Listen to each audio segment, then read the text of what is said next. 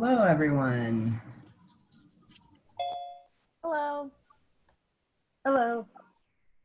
Thanks for joining us on this Friday afternoon. I think some more folks are hopping on, so we'll just give people a couple of minutes.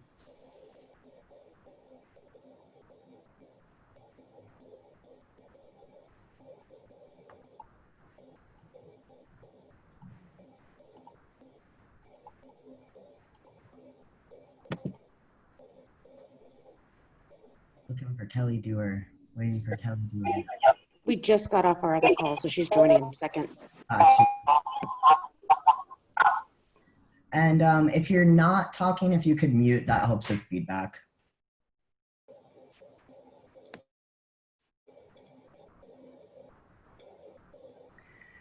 All right, so I'm sure everyone received our emails about what we sort of talked about in last week's meeting, which is that we're going to sort of pivot these calls to really be support for our Tier 2 shelters. And I see many of you here today.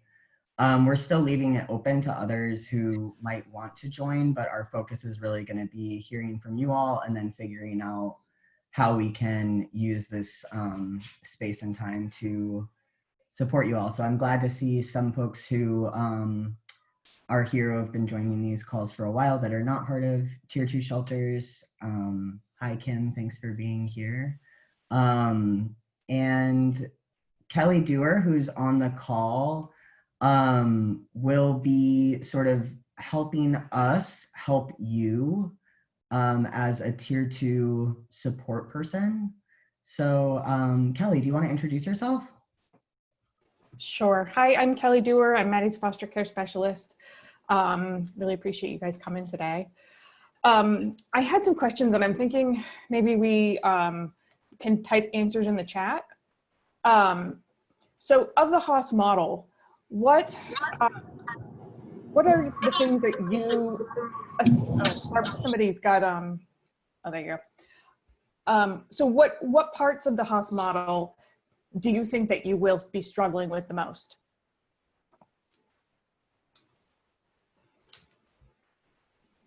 Like the ones that might be the hardest to implement. I'm just curious to know.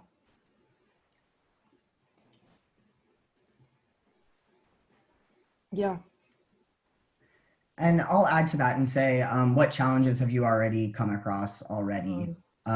So not just anticipating, but what is already sort of challenging. And I know we talked about that a little bit last week, but these weeks are so packed, so maybe that's changed a little bit too.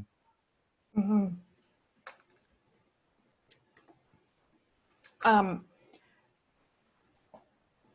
So, I mean, what I was thinking was that there are a whole bunch of us here and the Haas model hasn't been implemented, you know, in whole yet, but all of our organizations are doing something well. It may not be like a whole foster centric program, but we might be doing recruiting really, really well. So I just wanted to see if, think about your organization and the things that you guys are doing really well that go along with the model. And I would love to hear from some of you guys about your successes, because I think we're really gonna have to learn from each other in the next few months. We're kind of like trying something new. So I would love to hear your successes.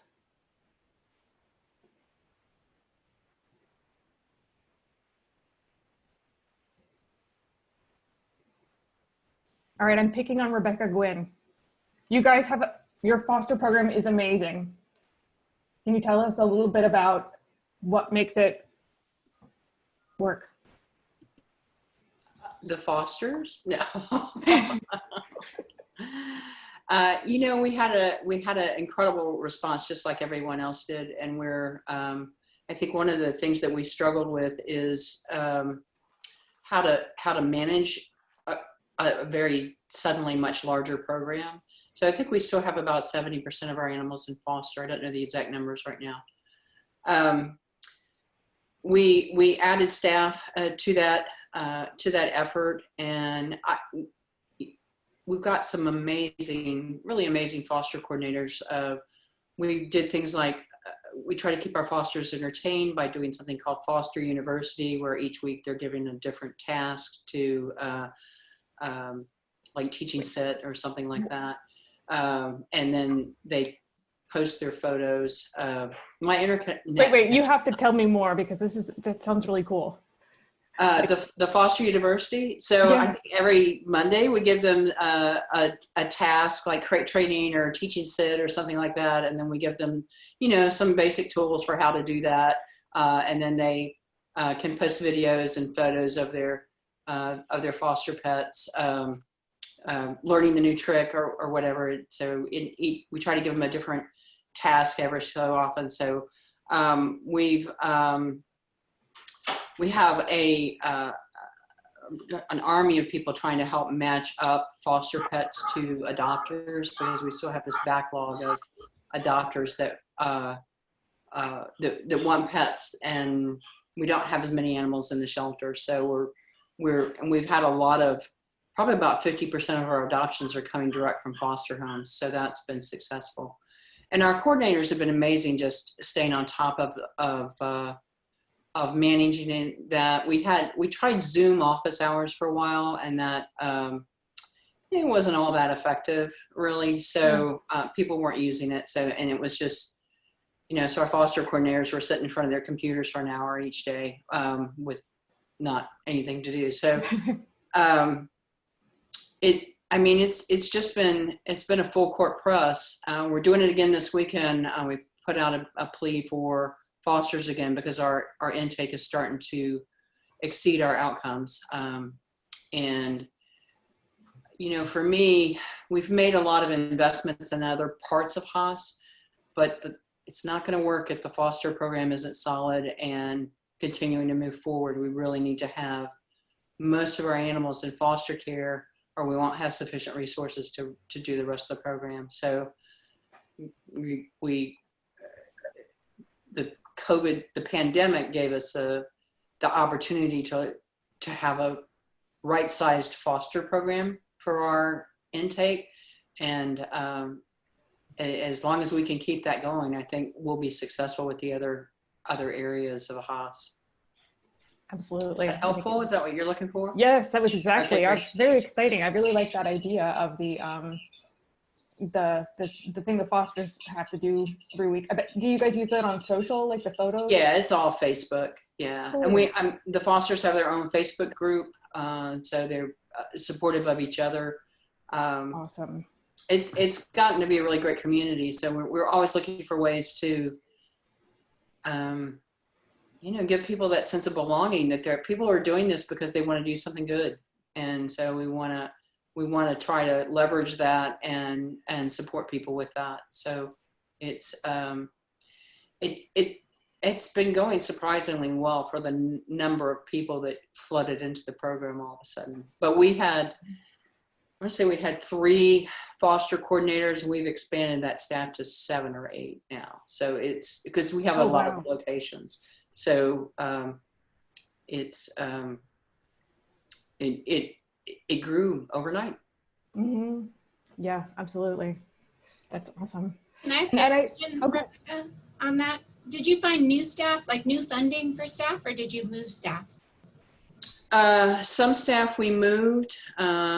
We recruited. I was able to divert a little funding. So we had several openings in our animal care staff that they're still openings. We aren't as aggressively trying to hire for them because the in-shelter population is still around 30-40% of what it would normally be this time of year. And this time of year, it would be like way more than we could handle.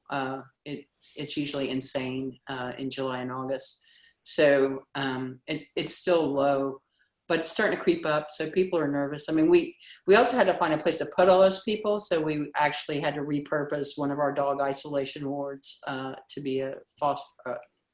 I think that's a behavior and rescue office, but and then we had to repurpose one of our cat areas at another shelter to, usually the animals move into the offices. And so that it's been pretty wild to actually have people move into the animal areas. So I think that's a mark of success. Absolutely. Hey, Kelly, I have a question Yeah. for some of the folks that are talking about they primarily use volunteers to support their foster programs.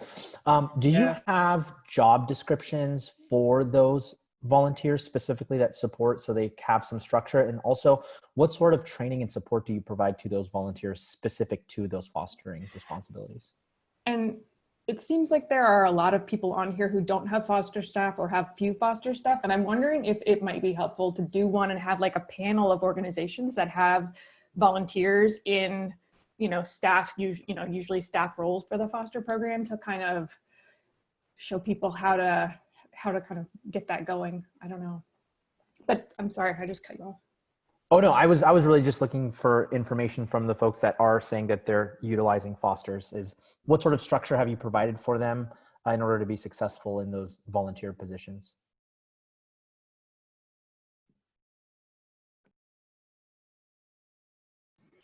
Because one of the things that during the apprenticeships that we see a lot is people come in there, if they are a foster coordinator, they usually have a ton of work, but getting from doing all the work yourself to giving volunteers, parts of it, that just for some reason that piece is really difficult. There are a couple of organizations who are doing this really, really well, including Austin Pets Alive. So when I started, I actually ran our foster program as a volunteer for 2 years.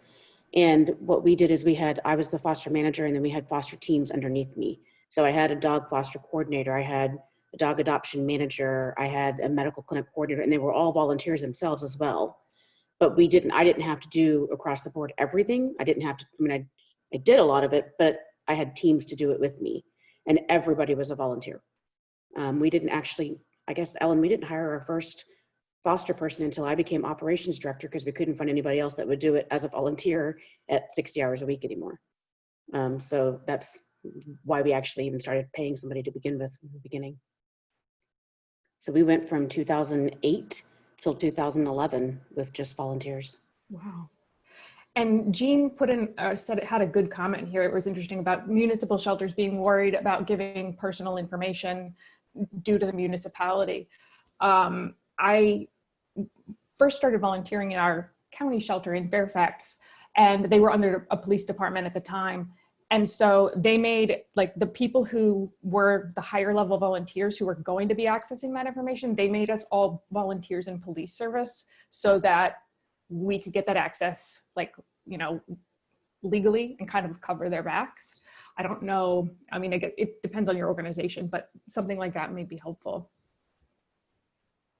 And Chris asked Faith if you can share the organizational structure and position descriptions. I'm trying to find that on our resources page right now, so I'll throw it in the chat as soon as I grab that link. The one that's probably on our resources page is probably the more current, though, which is a lot of paid people. I need to find the old stuff that we have from way back when it was all just volunteer. It's probably Anne's AmPA training. Right, yeah. If you can find that. Yeah. But maybe it's worth sharing on the screen. Is everybody interested in the foster topic, or would you guys rather just share that in chat and access it separately? I don't know how to gauge everybody's reaction. Is there a thumbs up, thumbs down on the thing? No. Maybe do a wave if you want to do foster. There are reactions. Or foster. If you go to the bottom of your screen, you can have a little thumbs up or a clap. Okay, so who wants us to share the screen of the org chart and job descriptions for the volunteer foster team on the screen? Wave if you do, or thumbs up. So where are you going to look for it, or do you want me to? One of us is going to have to find it fast. I'm looking for it. Okay. We can also talk about other things while we're finding that. So foster support, I think one of the things that I've seen, during COVID was that these programs grew really fast, and then we are kind of like just going along behind, like, oh, here's the support. So has anybody found anything that really worked as far as support? Like any kind of, anything that seemed to really work with your your fosters? or whatever was weaker than the first one. That's why a lot of the new cases don't seem as serious. I think we're in our fourth mutation. I think the first one was in New York. Janet, oh, sorry. I'll start this off because actually I saw our program grow a whole lot. I foster for Austin Pets Live as well. And I saw our program grow a whole lot, and I felt a lot more supported because they were sending out weekly emails and congratulating and giving us the numbers of what went into foster and what the comparison was to the previous month and the previous year. And you could just really see what a difference we were making. And it made me feel like, okay, I can keep doing this, even though I had, way more than I had wanted to have at the time. It's like, I can keep doing this because look at the impact I'm helping make right now. And so that was a big thing. And then they've also created a foster resource page on our website that we can just click to a link and be able to get all kinds of our training information. And, if I need to remember how to tube feed, I can do that at 2 o'clock in the morning because there's a guide on my website to show me how to do that. That's awesome. And it's funny, I've noticed the same thing. I started volunteering at an organization around here and started tracking statistics and putting them up in the Facebook group. And it got to the point where people would be like, Kelly, what are the stats? But people really get a lot out of seeing, exactly what they can do by fostering pets. Like, hey, we pulled in more pets this month than we did the same month last year, or 3 times as many or whatever. It really gets people excited. Yay, transparency. Anybody else? I could jump in. One of the things that we did to support our fosters was actually create regular Zoom meetings based on species. So we had volunteers who have experience working in the shelters with those particular animals, and then someone from our medical team that our fosters could reach out to during like 2-hour block Zoom meetings and talk about any issues that they're having with like separation anxiety or medical related issues that they wanted our veterinarian to answer.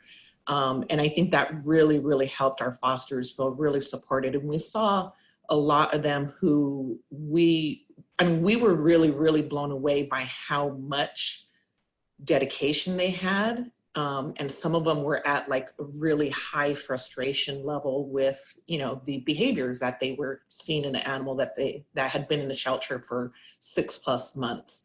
And to provide them with that support, and for them to kind of realize that they weren't alone, but that was kind of like a normal thing that kind of comes from shelter animals, and being able to work things through with us as well as other fosters and our volunteers with giving them feedback of different tips and things that they could do to cope with these behaviors, I think was really, really helpful for our fosters. That's awesome. How long were your meetings generally? We're still scheduling them on a regular basis. So every month we have a meeting for dogs. We have a separate one for cats and a separate one for bunnies because we actually have a huge bunny population in LA. And we schedule them for 2-hour blocks. But if the meeting ends sooner, it ends sooner. But we dedicate our staff to be there for them for at least 2 hours at a time. Cool. How do you market it? Just because it is based towards our current fosters and recent adopters, we're using our database to pull their emails, and we send them invitations specific to those meetings. Awesome. Cool. Anybody else? Or any questions for Nat? Scully, one of the things that I really wanted to try, and I would love to challenge another shelter to try this, because the difficult part was how do you engage new fosters into taking specific animals or animals in need at your shelter. So we were going to set up a Zoom, just an open Zoom invite to people on our Facebook page and call it like a foster meet and greet, where we would literally invite anybody, even if they are not currently a foster, and literally take maybe like our 10, big dogs that really need to go out. Oh and my God, almost brilliant. do like same thing that you would do if you did a TV segment, right? You would go up, you'd introduce the dog, you talk about the dog, you tell the dog's story, you talk about the dog's behavior, and then allow people to chat and ask questions about that specific dog, and hopefully try to engage someone to really like take the dog on the Zoom call and say, hey, I'll take Fluffy. And then once Fluffy was picked up by someone, then you move to the next dog. And hopefully you would be able to, because I feel like through not only peer support, but through peer pressure, like people tend to just take the animals and then they fall in love. So I would love to see someone do that if they're up for it. Oh my God, that's such an amazing idea. And it's easy for people to kind of make that emotional connection with an animal when they see it acting, you know, just it's right there and they're talking about them. I mean, I think it's just a really good idea. If anybody wants to try it, I'll help them set it up. Let's have it at Lifeline. We just started, we're calling it the virtual foster showcase, where we've done one that's cats, one that's dogs, where it's like on a Saturday for, I think it's an hour and a half.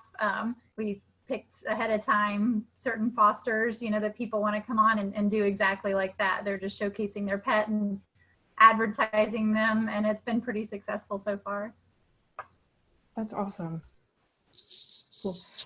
Jean said she looked into doing a Zoom meet and greet meeting, but it seemed cost prohibitive to us. I think the professional version it's about $15 a month. And I think you can get up to 100 people in there. I could be wrong. But if you are not comfortable getting the paid version, I have it. So if you want to do a Zoom meeting, just email me and I can help set it up. Happy to. Yeah. Jean, you were probably looking at the webinar one, which is like $150 to $200 a month. And that's like to host those large Maddie's calls on Mondays and Fridays. But a call just like this, or even a little larger, is only about $15 a month. And I think even the free one, I think you have up to 40 minutes. So I'm sure you can get a lot of pets out, even if you wanted to take that for a test drive.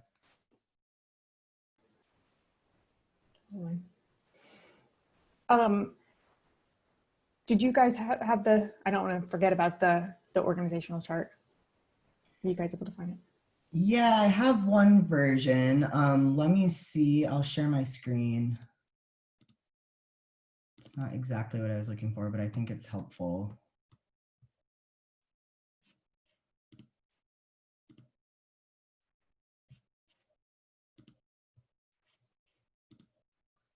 Can you all see that? And so at a certain point, these were all volunteers, these full-time positions, but then they moved to paid positions. So the orange are the paid positions and the gray are the volunteer positions. And we have job descriptions for all of this, but I think mapping it out in an org chart in some fashion is probably pretty helpful. Is this what you were looking at, Faith, or looking for? No, I have something that's a little bit more basic. Like it's back to when we were a startup. I'll go through my stuff and try to find it. Maybe I can even just send it out to the tier 1, tier 2 city or tier 2 cities. So like the full-time staff positions, we just had a manager and I had a placement lead and then a placement team. I didn't have like a records coordinator or a medical liaison, but I did have an adoption advocate. I had an adoption team. So I had a lead for adoption. Basically I had a lead for placement, a lead for adoption, and a lead for coordinating. And then we had, volunteers underneath them. I can go through all my old stuff though. And I think even in mine, I might have my, maybe if you go through here. And I'll reach out to Anne because I know that there's a presentation somewhere that has exactly what you're describing. I think I have it in mine, like in my foster class, my beginning basic one. Okay. So I'm gonna look at while we'll keep going. But I can also send it out too, because it was a very basic structure. And we did have job descriptions though for each one. And we had like contact hours and all that kind of stuff. And Cassandra probably has the basic stuff from neonate too from back then, and Monica maybe from cat, because we had separate. So it was dog, cat, and neonate. And nobody was paid. Everybody was a volunteer. And for those of you who don't have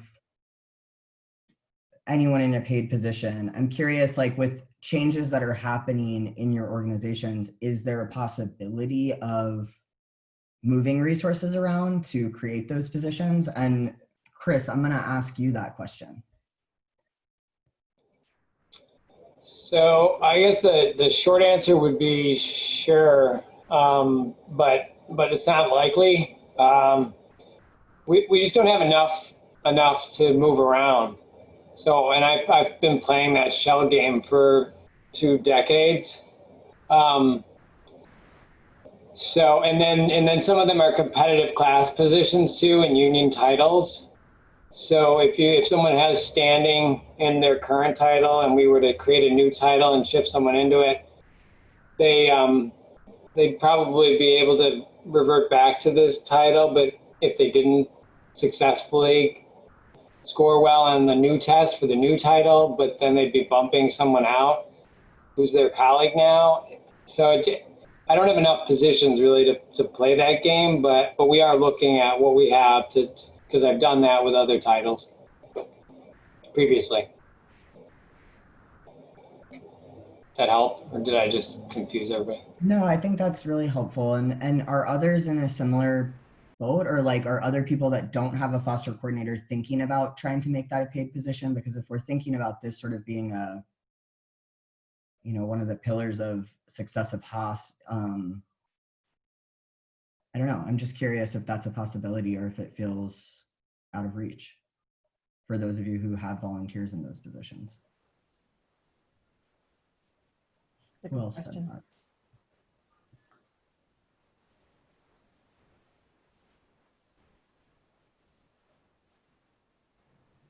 I guess I can say something to that for our shelter right now. I don't know where other cities are. We're a municipal shelter in Texas.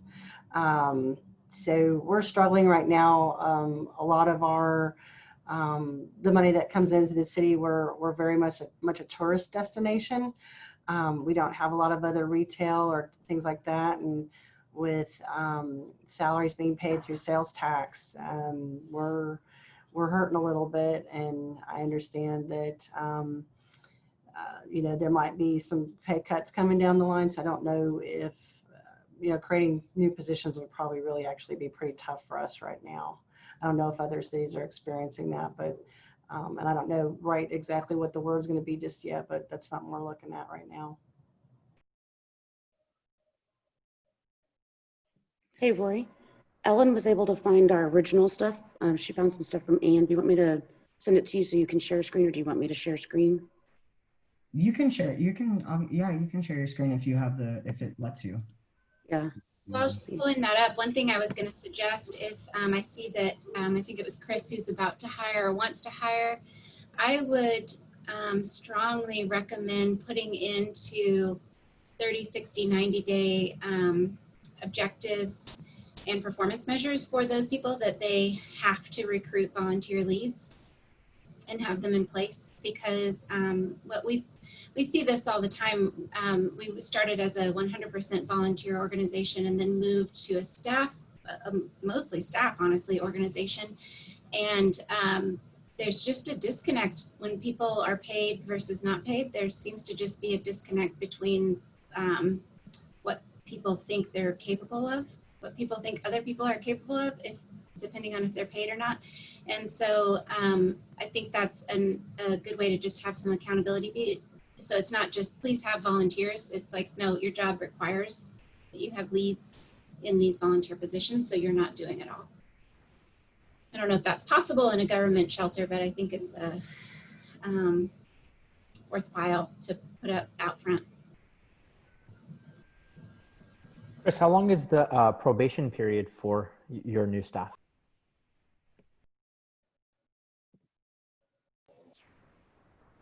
Let's see. Technically, it's to 12-month probations, but we have to evaluate them at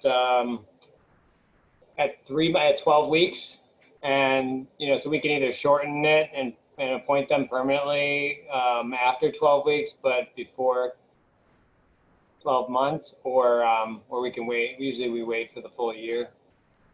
So those potentially could be benchmarks that you can put into place and say, hey, if you meet these benchmarks, there's a possibility you could finish your probation early, potentially. Because I know with like the city of Sacramento, if we did end up terminating someone during their probationary period, we weren't even allowed to tell them why. We just said that we're separating you from the organization. So I don't know how much you can share with them as far as benchmarks prior to that.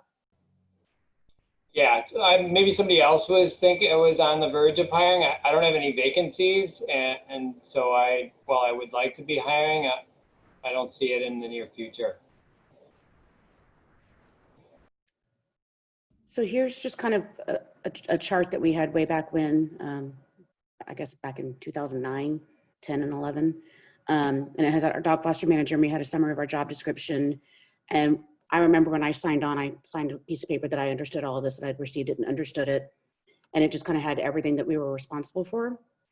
And then again, here was my dog foster placement lead. This was the person that actually did pleas all night long, or all day long too. It's just, we did them a lot at nighttime. And the way our structure was with the shelter at the time, we got a euthanasia list every night. So this person is a volunteer. This new dog foster lead is something newer that Anne had put in whenever she did this presentation. We did not have that when I was fostering. And our dog foster mentor was our dog foster coordinator. So there's that description. And I can obviously send this out because this is going super fast, but I don't want to take up all the time. The dog foster special event lead is also something newer, but it's great because they can do all the events for you and they can help coordinate them, get the fosters there. They're responsible for setting up the X-Pens and just kind of doing a lot of your events for you so that you don't have to send out your staff. You can just train them on how to do adoptions. We also, this dog foster behavior lead is a newer position. We worked with just the behavior dogs and really helped to make sure that the behavior team knew which dogs in foster needed some behavior help. And that was a volunteer. And then there's our dog foster adoption lead. Austin Pets Alive, we do something different on the dog and the cat side, although I think the cat, they're moving to it now, where you actually meet the animal and then you apply to adopt them. And the adoption, if they're in foster, the foster adoption lead schedules you for an appointment to do the adoption. So you don't just go straight to the shelter. There's an entire, and that was before COVID. So that's just kind of been how it has been. So here's all these different positions that we had, all were volunteer. So it looks like this was time stamped in like 2011. So this must have been something that they were putting together after I became ops manager, because we were trying to grow the foster program. We were starting to pay the foster manager. So it must have kind of, this all got done out during that time. I'm going to stop screen sharing. And if anybody wants this sent to them, just shoot me an email. It's a Google Doc, so I don't know that I can do a link to it, but I can email it to you, Erica, if you want to send me your email. And I love the idea of having job descriptions and like separate, discrete jobs, because from what I've seen, if there are like 8 people doing the foster coordinator's job and everybody has the same one, things fall through the cracks because each person thinks the other has done it, that kind of a thing. You know, we would sign up in shifts. So like I would have a day if I was doing, because I started out as foster plea person. And so I would take Monday and then the other teammates took Tuesday and Wednesday and, you know, so on and so forth. Same thing with the adoption team, same thing with the, all the teams. The foster manager, we were on, you know, pretty much all the time, but we were not, we'd have to be consistently on 24/7 because we had these teams built in. And then of course the foster manager covered whoever wasn't able to do their day, or if we had a gap in you know, one of the positions or whatever. But it was really clear on who was responsible for what, and it was great for that. Awesome. So another one of the components is lowering barriers. Has anybody been successful at lowering barriers to foster programs lately or in the past? I would say in Sacramento, the best thing that we did was take a look at the the foster application. The original one had a bunch of very just qualitative information that we couldn't use to really identify the strengths of those individual volunteers or fosters that were interested. And they were also incredibly long. They were like 5 or 6 pages. It would take people probably about 30 to 40 minutes to complete. And during the COVID pivot, we basically used, I think we might have just used SurveyMonkey or maybe Typeform. And we created one that people could finish within 90 seconds. Very basic information, your name, where you live, can you take a big dog, or do you want a little dog, whatever it might be. And then we were able to actually categorize fosters then versus like what they're able to provide versus, you know, how big is your backyard based off of your fence? And then it's a box where people type in information, you know, like, do you believe that? It's like, no, we don't need to ask people what they believe. Just ask them what they can take, where they live, what time they can come. That's awesome. Yeah, we created a form on our website just using the web management software that our city uses in trying to put together an emergency foster program on the fly. back in March, early April, and then just kept it and changed it from emergency foster to just our foster application now. We didn't have it as an online application before. It was like a link to a PDF or a form that people filled out at the shelter. But ours is really straightforward and maybe even simpler than what Bobby's describing. We're finding that people want only small dogs, and we kind of, that's creating a barrier for us. So we're trying to encourage them to be accepting of dogs, period. Totally. And another question, so getting staff on board, and it doesn't have to be just foster, it can be HOS in any capacity. Has anybody had does anybody have any good strategies for getting staff all going in the same direction and on board?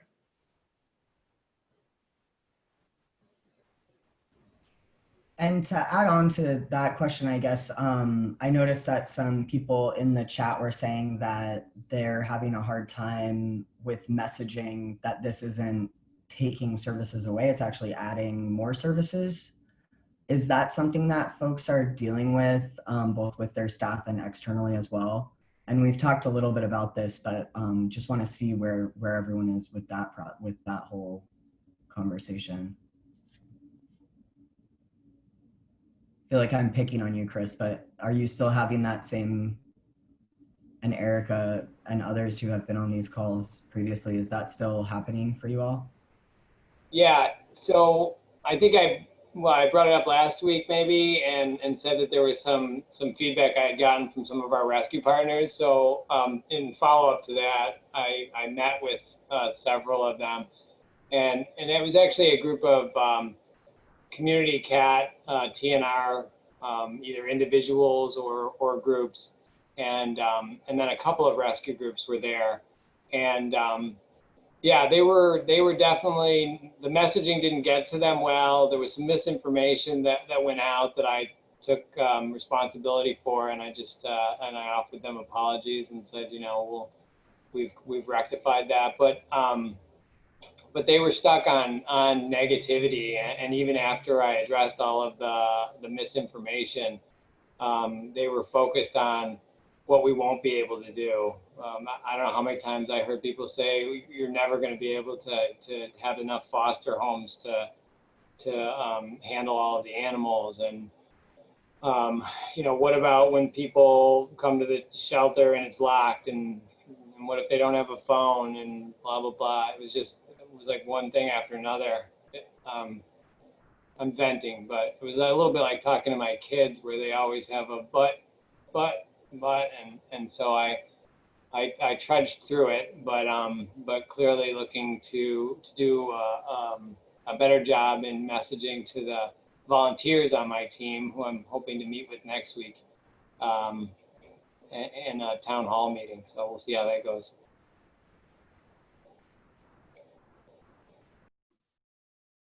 Chris, I just sent you a link to a Justin Bieber song that you can send to them. Never Say Never. It's a great song. And that was specifically about rescue partners, right? What you were just speaking about? It was actually mostly geared towards community cat groups, but there were a few rescue partners included. We're part of a coalition, and I'm the chairperson for the coalition, so I talk with rescue groups more often than community cat groups. There's only one group that's involved in our coalition. And shame on them, they've been informed of our participation for the last 2 months, and they didn't really, say anything to me directly until everything got inflamed with people speculating and sharing and gossiping. But it was primarily about cats that are apparently mostly friendly, that they want to still be able to bring to us, and have been turned away for a while. So I told them that we're still an option and you won't be turned away, but we're trying to explore other options first. And that should have been the end of the meeting, to be honest, but for some reason it still lasted for another 2 hours.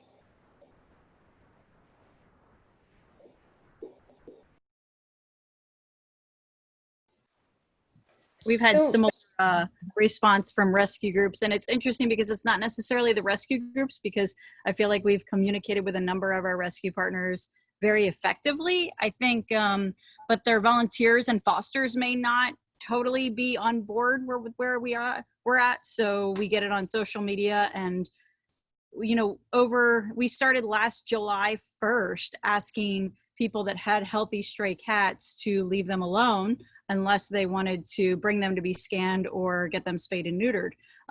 And so that hasn't changed through the whole last year, but for some reason over the last several weeks, people have gotten into a tizzy over it. And we've received several calls from City Hall saying we're not accepting animals in emergency, and we are. So I'm not sure what a better way to communicate with the people that are supporting the other rescues is. But all of our rescue partners in our community do not take owner surrenders strictly. And I'm hoping to convince them otherwise. We've tried over the years to convince them that, we'll provide the vetting for them or whatever is holding them up and taking owner surrenders, but they would rather take from other shelters, even if they have to drive 7 hours to another shelter before they'll take from owner surrenders from our own community. So I'm hoping that will change as a result of COVID.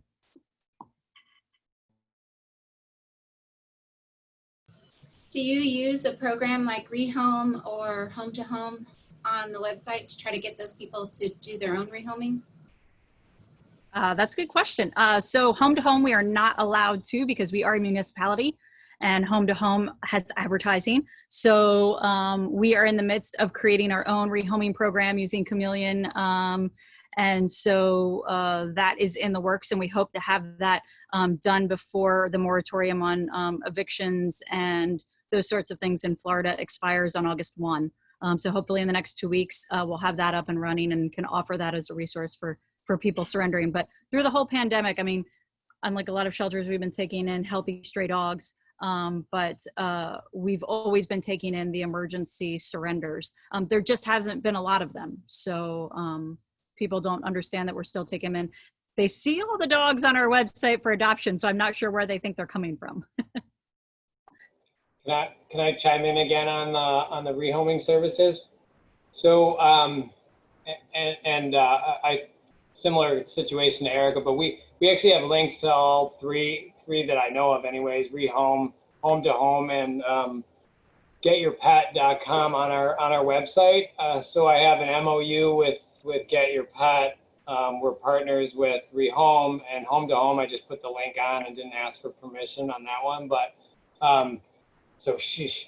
But I sent this out to some of you already, and I think Erica, you weighed in on it. As a municipality in general, either we don't make any kind of referral, or everybody's included, or we do like an RFP where everybody has an opportunity to respond.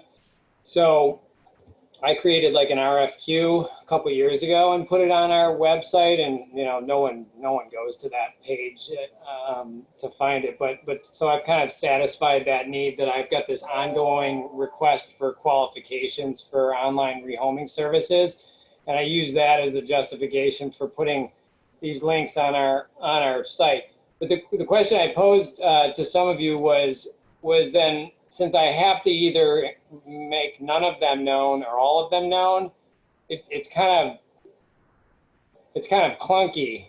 It's not streamlined. I can't say, well, this is how we rehome now, and direct people through the rehome process, or by Adopt-A-Pet, or through the Home to Home, right? I've got these three options. Is anybody else dealing with multiple options and how they navigate that conversation about getting from the conversation to the person kind of taking on the rehoming of one of those platforms?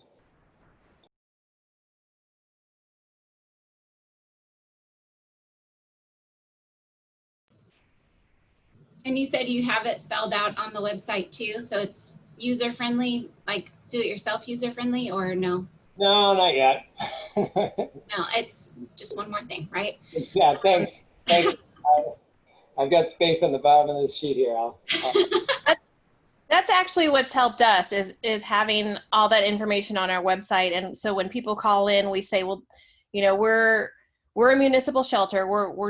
We really weren't built to function as an owner surrender shelter. We're happy to help you, but we need you to try these resources first if you can. And part of that is on our website is having them send us the information about their pet too, so that we can post it to our rescue partners, you know, email it out or see if we may know of somebody else that might want it.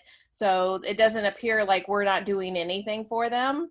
And that's, you know, that's really easy for us to do, but they're doing the most of the work. And we're almost everybody that we've talked to right now, I've only got Rehome posted, and I keep meaning to update our website with those other resources too, but they've loved that Rehome option because they get to pick the next person and they have a little bit of control over where their pet is going, because most people don't just want to bring it to a shelter and have it sit in a cage. They just feel like they've run out of options and they don't know about that option.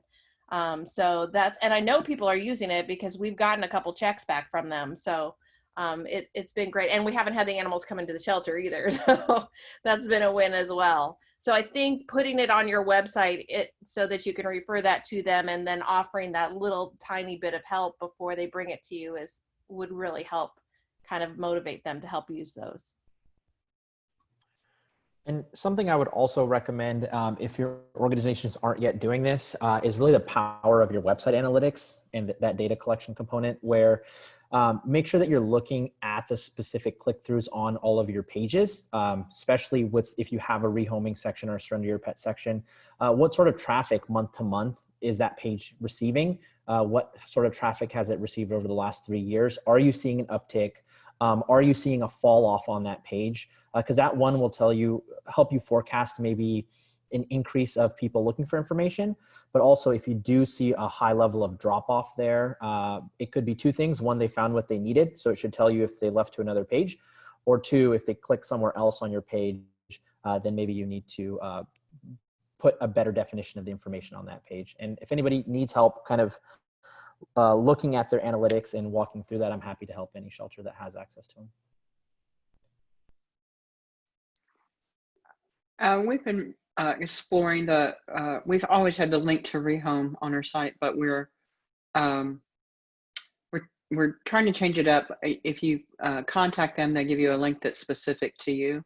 And apparently, I didn't know this, but there's a way that you can pull an iframe into your website so that all the folks that post through your link that you send to them, their photos will show up on your website.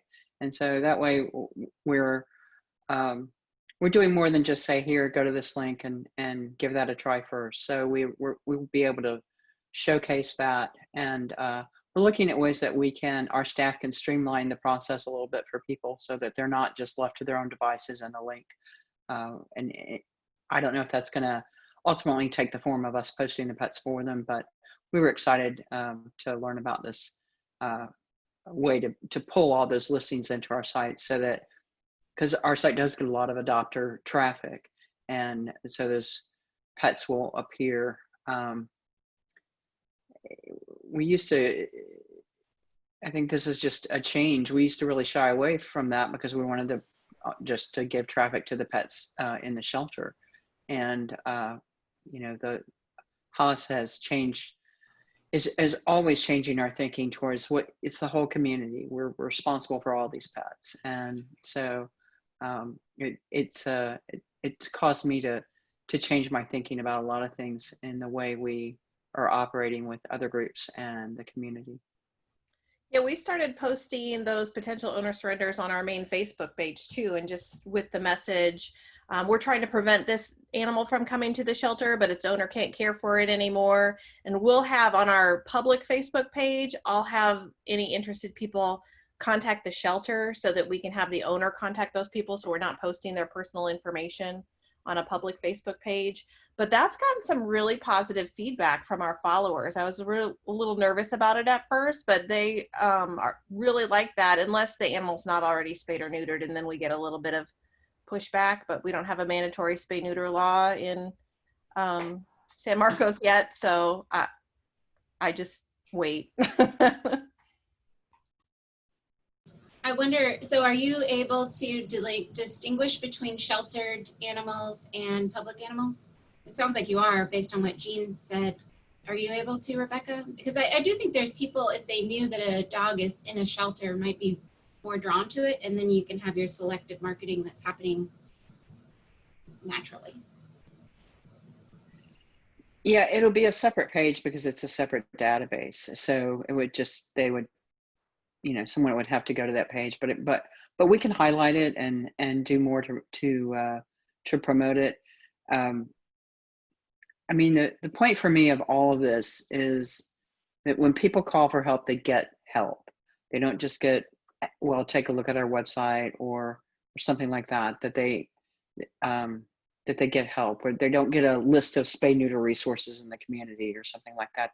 That's what we always used to do. So we're investing in staff to take that true case management approach to every call, and we'll see how that works. But yeah. I'll just add, I agree 100% with Rebecca, because that is really kind of the approach that we've been taking, is really trying to focus on that caseworker approach. So what we've done, you know, previously it was a lot like Rebecca said, you know, it was somebody called in and we would say, you know, we have an appointment available, but it's like 3 weeks away or 3 months away or whatever the case may be. In the meantime, go check out this website and check with your local rescue groups and rehome it, you know, check out rehome. And we would go through all of that, and it was completely overwhelming for people. Like, we forget that we're experts at that, at rehoming animals,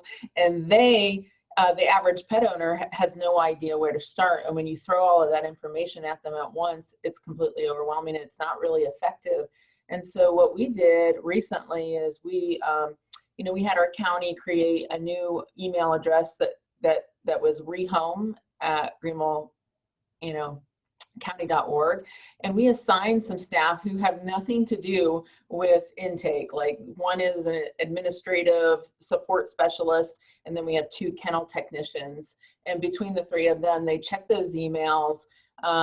You know, the people who are answering the phone can direct them to that email, and eventually, you know, this is still a work in progress, you know, so we'll hopefully get a way for them to connect with them by phone if necessary, but at least they're getting some one-on-one, and that those emails get responded to pretty quickly, and they're just asking the questions like, what is it that you need help with? You know, tell me a little bit about the situation that you're in. How much time do you have to rehome this animal? And then they try to cater a plan, you know, a rehoming plan based on what they're telling them. And then we're also working on a rehoming package, you know, so that they can then offer whoever it is that they're rehoming to, you know, some incentive, like you can get a free spay neuter, a free pet hub ID tag, free microchip, all of this stuff. And then the other thing that we're working on, or right now we're just talking it through, is how we can do virtual adoption events for people who are trying to rehome their animals. So, you know, we're doing it for shelter animals, but how can we allow that to happen and support that and market that for animals that are needing to be rehomed out in the community?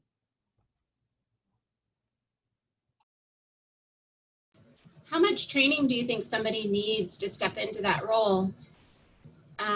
Like, I'm thinking about a lot of government agencies have light duty, people who are on light duty, or maybe even can't come in because of COVID, but could work from home potentially. I don't know. Well, I mean, I can tell you that one of the people was a former adoptions counselor, and now she's doing admin stuff. So she has at least some of that knowledge. The 2 kennel technicians, they've never done anything like that. And really, I think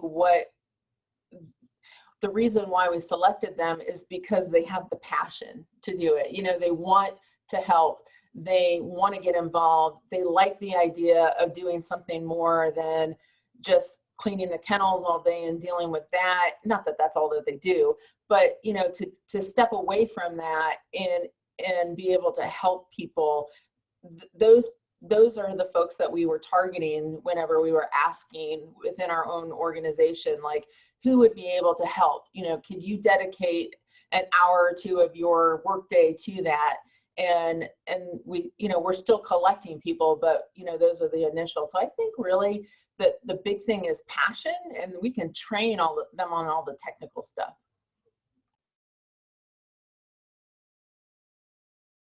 That is such an awesome idea. Thank you so much for sharing that. I'd love to hear just how that's going and just get updates on how that's all going as you're developing that program. We have about 4 minutes left, and I want to just thank everyone for being here today. And we wanted to just, I put it in the chat, but I just wanted to hear from you what types of topics you want to talk about next week or moving forward.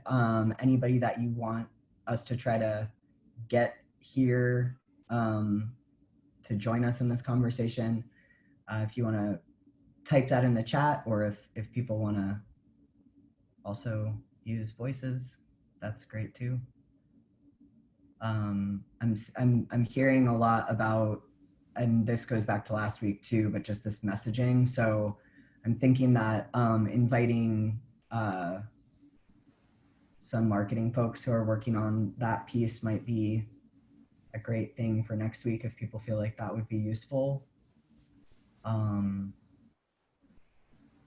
Or any other experts that you've heard snippets from on the Monday and Friday calls that we would want to come and talk like more in depth about their subject. Yeah, absolutely. And the format, yeah. If there's a specific topic you want to learn about and have them speak about, and then Q&A or more of a conversational thing. Awesome. And this is something that if you think of something when you hop off this call, just feel free to email us anytime about this. We really want this to be a meaningful space where we can just sort of converse and keep moving forward together. It's just really nice to see faces, and I just appreciate all of you being here and just sharing what you're going through, and hopefully we can figure out ways to support each other. Anything that anyone else wants to add? Bobby or anyone else, Shelley? No, just a big thank you to you and Kelly for doing a ton of heavy lifting. I know she's really been focusing on building some infrastructure for Tier 2, and then also the other AmPA instructors that are really leading these conversations. So I'm just glad to be a part of them.